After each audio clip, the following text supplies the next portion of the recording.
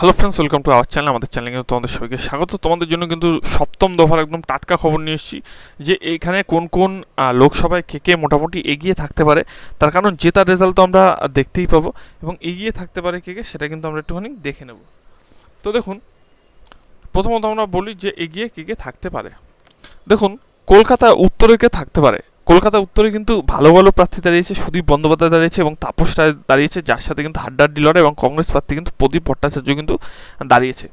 এখন দেখুন, এখানে কিন্তু টিএমসি আগেরবার মোটামুটি 1 লাখ ভোটে বিজেপির থেকে এগিয়েছিল। হ্যাঁ, 1 লাখ ভোটের কাছাকাছি, 1 লাখের দিয়ে একটু বেশি ভোটে কিন্তু এগিয়েছিল সুদীপ বন্দ্যোপাধ্যায়। এখন দেখুন, তাপস রায় কিন্তু দারুণ প্রচার করেছে, এবং তাপস রায় কিন্তু ভালো প্রচার করেছে। এবং হ্যাঁ, যেদিনকা নরেন্দ্র মোদী এসেছিল সেদিন কিন্তু প্রচুর লোক কিন্তু হয়েছিল। এবং মোটামুটি এখানে কিন্তু প্রায় বলতে পারেন আপনারা যে 50-50 একটি কন্ডিশন রয়েছে। এখানে কিন্তু যে কেউই জিততে পারে, কারণ বিজেপির ভোট কিন্তু মানে বেড়ে যেতে পারে। এবং আমরা যদি এখানে 2014 সালে একটুখানি দেখি, তাহলে কিন্তু এখানে আগে কিন্তু সিপিএমের ভোটও কিন্তু প্রচুর ছিল, কিন্তু সিপিএমের ভোট কমে কিন্তু বিজেপির দিকে গেছে প্রচুর ভোট। এবং সিপিএম আর কংগ্রেস মানে দুজন কিন্তু একসাথে, আপনারা জানেন যে ইন্ডি জোটে এক হয়েছে। তো সেই ক্ষেত্রে যদি এক হতে পারে, অর্থাৎ যদি ভোট যদি পেতে পারে, তাহলে কিন্তু ভোট কাটাকুটি যদি অ্যাকচুয়ালি হয়, তাহলে কিন্তু টিএমসি উইন হওয়ার সম্ভাবনা বেশি। আর যদি ভোট কাটাকুটি মানে না হয়, ঠিক আছে, অর্থাৎ ভোট কাটাকুটি মানে যদি হয়, ঠিক আছে, ভোট কাটাকুটি বলতে হয়তো সিপিএমের ভোট বিজেপির দিকে চলে গেল বা এরকম যদি কিছু হয়, তাহলে কিন্তু এইখানে বিজেপি কিন্তু উইন হতে পারে। আর যদি এরকম না হয়, অর্থাৎ সিপিএম কংগ্রেসের ভোট যদি সেখানেই পড়ে, নিজের দলে পড়ে, তাহলে কিন্তু টিএমসি এখানে এগিয়ে যেতে পারে। তবু কিন্তু আমরা যদি এখানে কাউকে এগিয়ে রাখতে হয়, তাহলে কিন্তু আমরা এখানে তাপস রায়কে কিন্তু এগিয়ে রাখবো কলকাতা উত্তর থেকে। কলকাতা দক্ষিণ লোকসভার ইলেকশন রেজাল্ট কী হতে পারে। দেখুন, কলকাতা দক্ষিণে কিন্তু মালা রায় কিন্তু আবার দাঁড়িয়েছে, এবং এখানে কিন্তু কলকাতা দক্ষিণের প্রার্থী কিন্তু মালা রায়, বিজেপি প্রার্থী কিন্তু দেবশ্রী চৌধুরী, বাম প্রার্থী কিন্তু সায়রা শাহ হালিম, এবং তৃণমূল প্রার্থী কিন্তু মালা রায়। এবং দেখুন, তৃণমূল প্রার্থী কিন্তু এখানে প্রচুর ভোটে কিন্তু জিতেছিল। এবং এখানে যে সিপিএম ক্যান্ডিডেট দাঁড়িয়েছিল 2014 সালে, সেও কিন্তু অনেক ভোট মোটামুটি পেয়েছিল। এবং 2019-এও কিন্তু ভোট পেয়েছে, কিন্তু অনেক কম পেয়েছে 2014 চাইতে। কিন্তু এই বছরের কিন্তু যে প্রার্থী আছে সিপিএমের, সে কিন্তু খুব ভালো প্রার্থী। সে যদি নিজের ভোটটা টেনে নেয়, তাহলে কিন্তু এদিক দিয়ে বিজেপির ভোট অনেক কমে যাবে। এবং এখানে কিন্তু সম্ভাব্য যেটা আমরা দেখতে পাচ্ছি, বা সম্ভাব্য এখানে কিন্তু উইন কলকাতা দক্ষিণে, সেটা কিন্তু এখানে কলকাতা দক্ষিণে কিন্তু টিএমসি প্রার্থী মালা রায় কিন্তু সম্ভাব্য চান্স কিন্তু আছে এখান থেকে লোকসভা কেন্দ্র কিন্তু জেতার। যাদবপুর লোকসভা যদি আমরা একটুখানি নজর দিই, দেখুন, যাদবপুর লোকসভা আগেরবার কিন্তু মিমি 2019 সালে কিন্তু অনেক ভোটে কিন্তু জিতেছিল, এবং অনুপম হাজরা কিন্তু সেকেন্ড পজিশনে ছিল, যার কিন্তু প্রাপ্ত ভোট ছিল 3,93,000। এবং এখানে বিকাশ রঞ্জন ভট্টাচার্য কিন্তু 3,02,000 ভোট পেয়েছিল। দেখুন, এখানে কিন্তু সিপিএমের একটি ভালো ঘাঁটি আছে, যার জন্য কিন্তু 2019-এও একটু ভালো ভোট পেয়েছে, কিন্তু আগেরবার অর্থাৎ 2014 সালের চাইতে কিন্তু অনেক কম ভোট পেয়েছিল। অর্থাৎ এখানে কিন্তু স্পষ্টত বোঝা যাচ্ছে যে সিপিএমের কিন্তু প্রচুর ভোট এখানে কিন্তু বিজেপিতে গেছিলো। আপনারা যারা আমার ভিডিও অনেকদিন আগের থেকে ফলো করেন, আমি কিন্তু এই যাদবপুর লোকসভা সব কিছু কিন্তু আমি কিন্তু করে দিয়েছি। যদি চান আপনারা কিন্তু দেখে আসতে পারেন। তবুও কিন্তু যাদবপুরের প্রার্থী তৃণমূল প্রার্থী সায়নী ঘোষ, বিজেপি প্রার্থী কিন্তু অনির্বাণ গঙ্গোপাধ্যায়, এবং বামপ্রান্তি কিন্তু খুবই ভালো দাঁড়িয়েছে সৃজন ভট্টাচার্য কিন্তু দাঁড়িয়েছে। এবং সৃজনের ভোট পায়, তার কারণ সৃজন ওখানে কিন্তু খুবই ভালো প্রার্থী। এবং টিএমসি যদি, কারণ ওখানে কিন্তু টিএমসি নিজের পার্সেন্টেজ যাদবপুরে ধরে রেখেছিল, সেই ক্ষেত্রে কিন্তু যদি নিজের পার্সেন্টেজ ধরে রাখতে পারে, এবং সিপিএমের ভোট যদি বিজেপির দিকে না যায়, তাহলে কিন্তু এখানে সম্ভাব্য এগিয়ে থাকতে পারে কিন্তু সায়নী ঘোষ। অর্থাৎ এখান থেকে কিন্তু এই লোকসভা কিন্তু সায়নী ঘোষ কিন্তু সম্ভাব্য জয়ী হতে পারে। দেখুন, 2019-এর ডায়মন্ড হারবার লোকসভার কিন্তু একটা রেজাল্ট দেখাচ্ছি। অভিষেক ব্যানার্জি কিন্তু এখানে প্রচুর ভোটে এসেছিল, 7,91,000। এবং নীলাঞ্জন রয় কিন্তু এখানে 4,70,000 ভোট পেয়েছে। এবং নিচে যে সিপিএম প্রার্থী, সে কিন্তু 93,000 ভোট পেয়েছে। অর্থাৎ 2014 সালের চাইতে কিন্তু সিপিএম প্রার্থী কিন্তু কম ভোট পেয়েছে। এবার এখানে কিন্তু যে দাঁড়িয়েছে ডায়মন্ড হারবারে, তৃণমূল প্রার্থী কিন্তু অভিষেক বন্দ্যোপাধ্যায়, বিজেপি প্রার্থী কিন্তু অভিজিৎ দাস, এবং বাম প্রার্থী কিন্তু প্রতীক উর রহমান দাঁড়িয়েছে। এবং এখানে সম্ভাব্য জয়ী কে হতে পারে। দেখুন, এখানে নির্বাচন যা হয়েছে, এবং কালকে নিশ্চয়ই আপনারা নির্বাচনের খবর সব কিছুই পেয়েছেন, আমার আর বলার কিন্তু দরকার নেই। এরকম যদি মানে ভোট হয়, তাহলে কিন্তু এখান থেকে মোটামুটি যেটুকু আমরা বুঝতে পারছি, যে এখান থেকে কিন্তু সম্ভাব্য এগিয়ে থাকবে অভিষেক ব্যানার্জি, এবং ভালো ভোটে কিন্তু অভিষেক ব্যানার্জি এখান থেকে কিন্তু জিততে পারে এই লোকসভা আসন থেকে।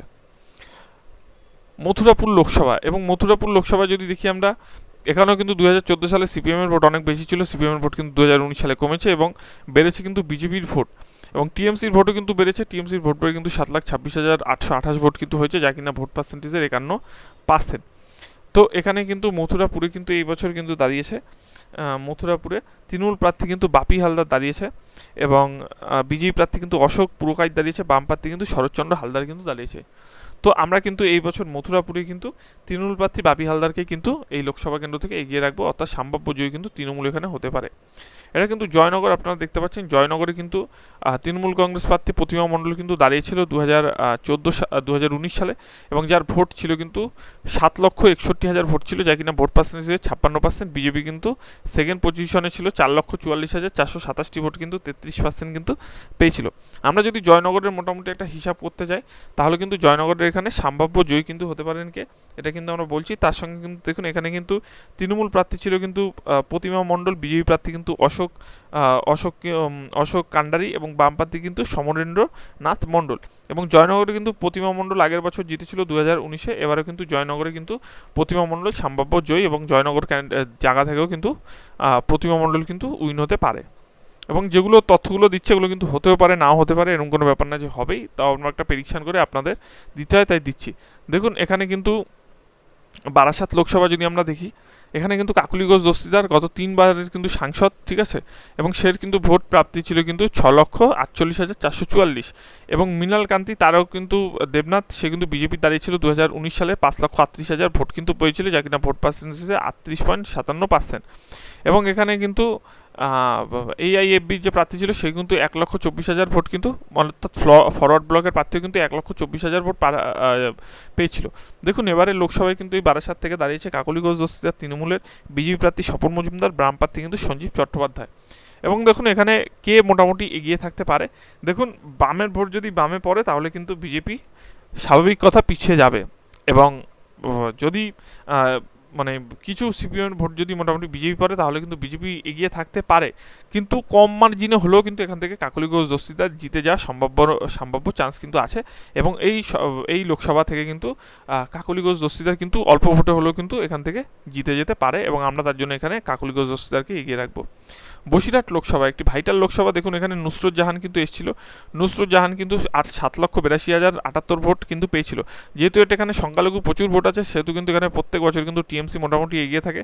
এখানে কিন্তু শান্তনু বসু কিন্তু দাঁড়িয়েছিল 4,31,000 ভোট পেয়েছিল, এবং কংগ্রেসও কিন্তু 1,04,000 ভোট কিন্তু পেয়েছিল। এবং দেখুন এখানে যারা যারা প্রার্থী মোটামুটি দিয়েছে, এখানে কিন্তু বসিরহাটে কিন্তু তৃণমূল প্রার্থী হাজি নুরুল ইসলাম, বিজেপি প্রার্থী কিন্তু রেখা পাত্র, বাম প্রার্থী কিন্তু নিরাপদ সর্দার।